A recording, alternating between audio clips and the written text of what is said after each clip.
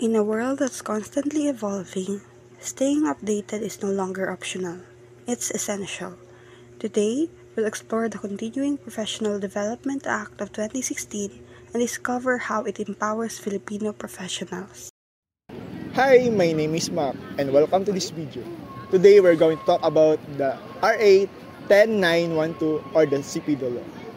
What it is, how it works, and why is it important for the professionals like teachers, engineers, and healthcare workers and more. So let's make this topic easy to understand. So stick around.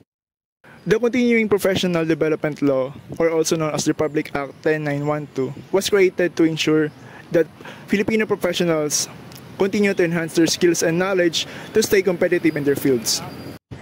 It's a requirement for renewing their license and applied to all regulated professions under Professional Regulation Commission. This law was enacted on July 21, 2016, and it's all about ensuring the Filipino professionals remain competent and competitive in their fields. Under this law, you're required to participate in learning activities or what we call the CPD programs as a prerequisite for renewing your license. CPD law also aligns the skills of Filipino professional with global standard that remain competitive internationally.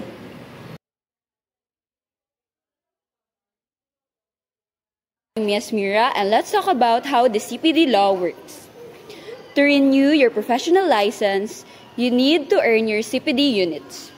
The number of required CPD units varies depending on the profession that you have. But how do we know if the activities qualifies?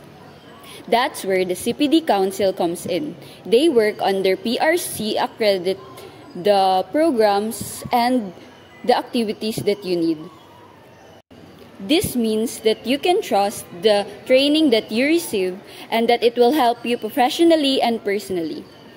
Now that we've already know why CPD is important, let's hear it from the expert and he will explain why the CPD is important. So, good day sir. Thank you for joining us today. Can you start po by introducing yourself and telling us about your role in organizing and supporting CPD activities? Okay, so good afternoon. So my name is Mark Macbeth Toledo. I am a faculty of the Department of Electronics Engineering, and at the same time, I am the chapter governor of ISEP Soc-Sargent chapter. So we are a CPD provider in relation to our professional organization. So, nice to meet you, Sir Mark. So, let's start with the basics. Can you explain briefly what CPD is all about and why is it important po? Okay, so CPD law, or actually we have that law last 2016. It was established by Antonio Trillanes, no? So that's the RA 10912, yung CPD or Continuing Professional Development Act. So the CPD is actually an ongoing process of learning skill enhancement undertaken by professionals to maintain, improve, and broaden their knowledge, expertise, and abilities, not only in engineering practice but also with the other professional practice. So, what are included in the CPD? So, meron tayong formal learning, of course, the courses, the trainings, the seminars. We have informal learning, yung mga mentoring, OJT, or immersion. We have the so-called self-directed learning, yung you're undergoing research, journals, and community contributors, yung mga publishing of papers, journals, something like that. So, sa Philippines, we have a lot of profession that has incorporated with CPD law. So, meron tayo sa engineering, may civil, may electronics, may electrical. Sa medicine, may nurse, may doctor, may lawyer, may accountants, and teachers, and many more. So, question sir, why is CPD mandatory? Isn't work experience enough to stay competitive sa field po? Yeah, actually CPD is mandatory. Actually, it's a mandate by the Professional Regulation Commission, right, or the PRC. So, in many professions, to ensure that the expert or the professionals should still practice relevant, effective, and competent sa field nila. Okay, so while the work experience, actually, it's important also, pero that alone will not stay or help you to become more competitive in a certain field. because as time goes by, no, there is always changing, what do we call this, changing, and new learnings are present in the current situation. So ano yung meron tayo doon? Meron tayong adaptation sa new technologies and trends. Ngayon, we are talking about IoT na, sa mga phone, we have 5G, 6G na. So, again, it's a compliance of the regulatory requirements ng PRC. So, kailangan, kapag nag-renew ka ng lisensya, kailangan may enough CPD points ka din. What else? Broadening professional expertise. It doesn't mean na engineer ka, yan lang yung alam mo. Dapat alam mo din yung other fields that is relevant to the current society right now. And it's a competitive advantage kasi if you have some kind of training or a CPD training, mas may edge ka with the other professionals sa course na or sa profession na pinili mo. So, some professionals find CPD programs expensive or time-consuming. Are there free or low-cost options available po ba? Yeah, technically yes, no. So in case of our profession, actually during pandemic there are a lot of free CPD seminars na nasa online platform namin or sa portal namin.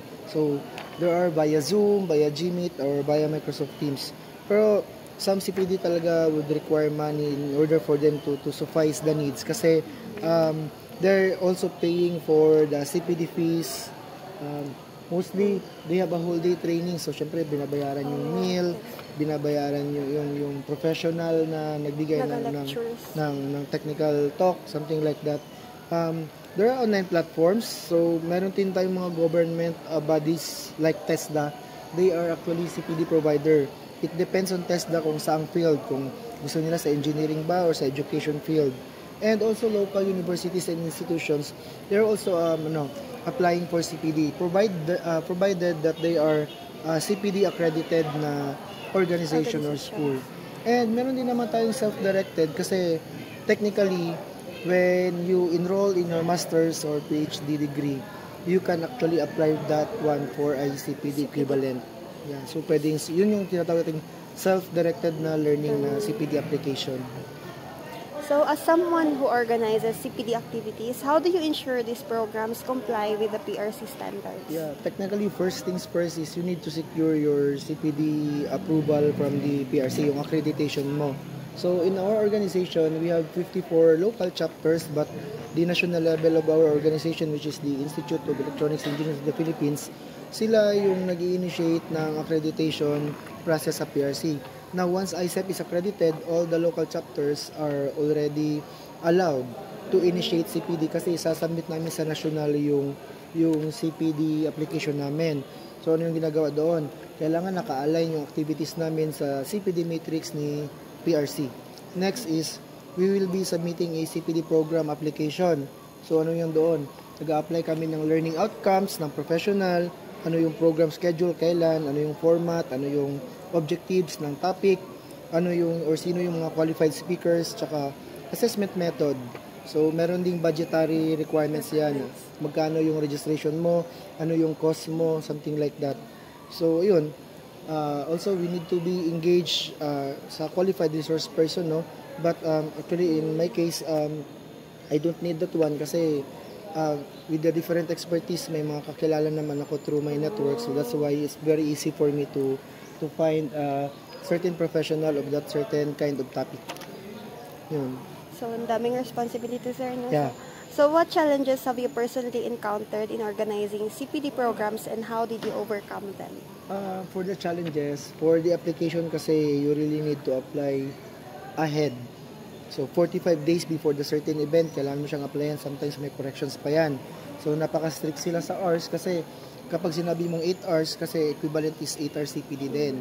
So, kung kukulangin nyo ng hours, babawasan nila yung CPD points which is na-broadcast mo na sa mga fellow professionals mo. Then, budget constraint. Minsan, you need to consider the technical speaker kasi what if Tagalzon? You need to secure the plane ticket, the room, the accommodation. So, ang daming concern doon. And, isa sa pinaka-challenges talaga na is hindi yung paghahanap ng technical speaker kasi marami naman sa field ng academe ng industry akong network, but the only problem that I've encountered actually last year was when we have a free CPD seminar, we have 900 participants, no? So, after kasi ng CPD, mag-apply ka pa ng post-CPD evaluation. So, may evaluation form, merong attendance, merong questions. But the hardest part is, since naka-portal kami, kailangan i-verify mo lahat yung 900 participants. So, that's the disadvantage of a free CPD. Lalo na kapag madami yung magjo-join. Kasi 900 from A to Z na participants, ang hirap lahat i-checklist kung sino yung nag-attend. So, yun yung challenge ko. Kasi technically during that time, medyo online pa kami. So, but this year, as we've applied for a CPD seminar last April, walang kahirap-hirap because we only have less than 50 participants in which madali lang din matrace yung attendance kasi physically andun sila. Yung form, andun na din sila physically. So, yun yung challenges. So, thank you, sir, for sharing your insights po with us. I hope we learned something from you. Now, let's take a closer look at the challenges professionals face in completing the CPD and how they can overcome them. Hi, I'm Chester, and now we're going to talk about the challenges and benefits that comes with CPD. Let's first talk about the three most common concerns: time, cost, and accessibility. First is time. Professionals often struggle to find time for CPD amidst their busy schedules. The solution: flexible options like online courses and self-paced learning, which you can complete at your convenience. Second is cost. Some CPD can be expensive, but there are also free or low cost, such as webinars and resources provided by accredited institutions and government agencies. Lastly, accessibility. Not all professionals have access to CPD programs, especially in remote areas. To address this, many organizations are now offering online programs that make learning more accessible. Now that we've tackled the challenges, let's focus on the benefits of CPD. Here are the three key reasons why CPD is important. 1. Enhances skills and knowledge. CPD ensures you're always up to date with the latest trends, technologies, and best practices in your field. 2. Career progression. By earning CPD units, you're building your qualifications for leadership roles or specialization in your profession. 3. Global competitiveness. CPD aligns your skills with international standards, opening doors to opportunities abroad. Continuous learning is the secret to success. CPD law is not just about meeting requirements, it's about becoming the best version of yourself as a professional. Let's embrace CPD and use it as a stepping stone to achieve our goals. Once again, I'm Mac. I hope you learned something from this video. Don't forget to like, share, and comment. Abelo lang malakas. That's all. Thank you. Goodbye.